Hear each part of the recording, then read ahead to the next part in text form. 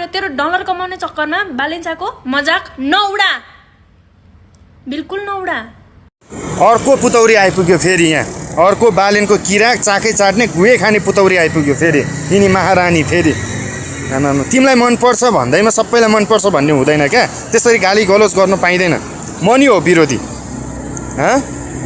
नानी तिमी विदेशिनुको कारण के हो?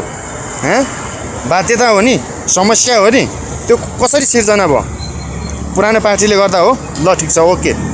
तर अहिलेको नयाँ पार्टी आएको कति भयो? 10 मन्थ्सदेखि 1 इयर अलमोस्ट भइसक्यो क्या। गर्नेले 1 मन्थमा गर्छ क्या, सब ए टु जेड सब एकै दिनमा डन्टा साफ गरिदिन्छ क्या। हरेक क्षेत्रदेखि हरेक कुरादेखि गर्दैछ त भन्छ तिमीहरू, मेरो केरा गर्दैछ क्या। तिमीहरू जस्तो विदेशमा बस्ने लाखौँ युवा युवतीहरूबाट अरबौँ खरबौँ रेमिटेन्स आउँछ क्या। नेपालमै बस्ने जति हरेक कम्पनीदेखि लिएर हरेक क्षेत्रबाट अरबौँ खरबौँ जान्छ क्या ट्याक्स।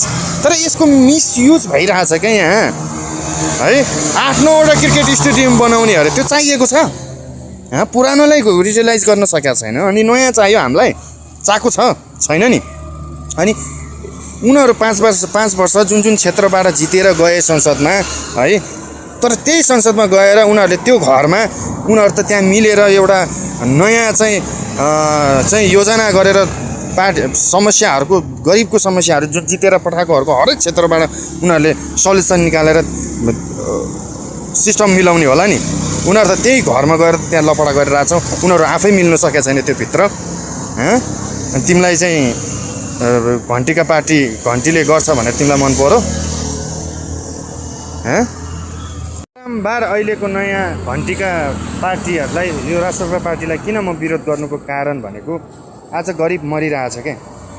हस्पिटलमा जाउँ त्यही पुरानै अवस्था छ क्या, त्यही पुरानै झमेला छ क्या, पुरानै टेन्सन